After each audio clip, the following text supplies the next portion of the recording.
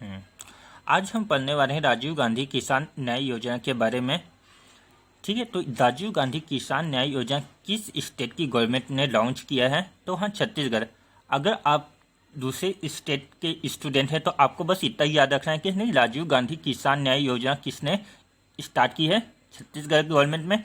लेकिन आप छत्तीसगढ़ के स्टूडेंट हैं तो आपको इसके बारे में पूरी डिटेल मालूम होना चाहिए और 100% इससे क्वेश्चन आएगा ही। ठीक है, छत्तीसगढ़ के बारे में बोला, छत्तीसगढ़ के स्टूडेंट के बारे में। ठीक है, 21 मई 2020 को, ठीक है, राजीव गांधी किसान न्याय योजना 21 मई 2020 को लॉन्च किया गया। ठीक है, तो 21 मई को ही राजीव गांधी किसान न्याय योजना किस लॉन्च किया गया? इस दिन ही। ठीक है, इस दिन 21 मई 1991 के दिन ही राजीव गांधी की मृत्यु हो गई थी। कहाँ पर हुई थी? तमिलनाडु में हुई थी। ठीक है, कुछ लिंटे नामक एक ग्रुप समूह था, तो उन्होंने राजीव गांधी की हत्या करी थी क्योंकि लिंटे को ऐसा लग रहा था कि राजीव गांधी हिंदू विरोधी है, क्योंकि उन्होंने श्रीलंका में तमिल लोगों का साथ नहीं दिया था और उनके कारण ही श्रीलंका में काफ़ी तमिल लोग की मृत्यु हो गई थी। उनका बदला लेने के लिए उन्होंने राजीव गांधी पर आक्रमण करके किया, जिसमें राजीव गांधी की मृत्यु हो गई। ठीक है, 21 मई इस दिवस को 21 मई आतंकवाद विरोध दिवस के रूप में मनाया जाता है।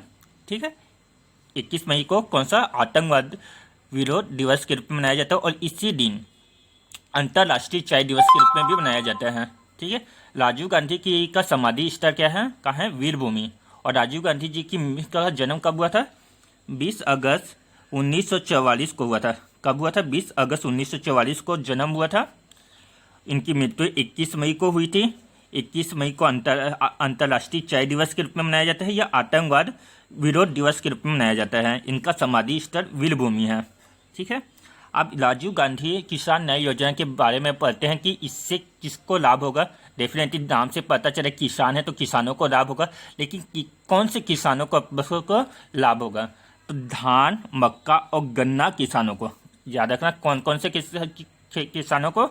धान की जो खेती करते हैं, मक्का की खेती करते हैं और गन्ना की खेती करने वाले 19 लाख किसान परिवारों को। ठीक है, यहाँ पर मैं परिवार नहीं लिखा हूँ, लेकिन 19 लाख किसान परिवारों को इससे लाभ मिलेगा। ठीक है, धान के किसानों को मिलेगा 10,000 रुपये प्रति एकड़ अतिरिक्त। ठीक है, उनको जितना पहले दिया जाए उतना तो मिलेगा ही, लेकिन अब प्रति एकड़ 10,000 रुपये उनको अतिरिक्त दिया जाएगा छत्तीसगढ़ सरकार के द्वारा। और ये 4 किस्तों में, ठीक है, 4 किस्तों में 5700 करोड़ रुपए से उनकी किसानों के खातों में पहुंचाया जाएगा। और 355 रुपये, ठीक है, ये इम्पोर्टेंट है, गन्ना किसानों को से 2500 करोड़ रुपए में। ठीक है, 355 समर्थन मूल्य पर 2500 करोड़ की गन्ना खरीदी जाएगी। ठीक है, गन्ना में कितना समर्थन मूल्य दिया जाएगा आपको याद रखना है। ये अतिरिक्त है ना, पहले जो दिया जाता था वो तो दिया जाएगा, लेकिन उसके अतिरिक्त 355 रुपये समर्थन मूल्य पर। ठीक है, समर्थन मूल्य यानी, ठीक है, और 83.67 मीट्रिक टन धान की खरीदी की जाएगी। ठीक है, आपको इसमें से यह याद रखना है कि धान, मक्का और गन्ना किसानों को इससे लाभ होगा। ठीक है, और दूसरा पॉइंट याद रखना है, 355 समर्थन मूल्य पर गन्ना की खरीदी की जाएगी और कितना मीट्रिक टन खरीदा गया? 83.67 मीट्रिक टन धान की खरीदी की गई है। ठीक है, ये खरीदी हो चुकी है, इतना याद रखना है आपको।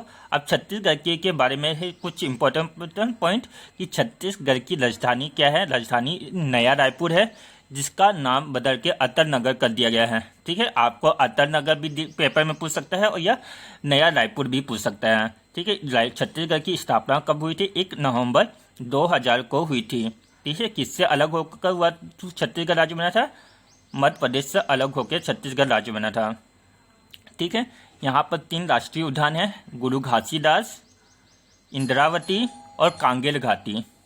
ठीक है, आज के लिए इतना ही।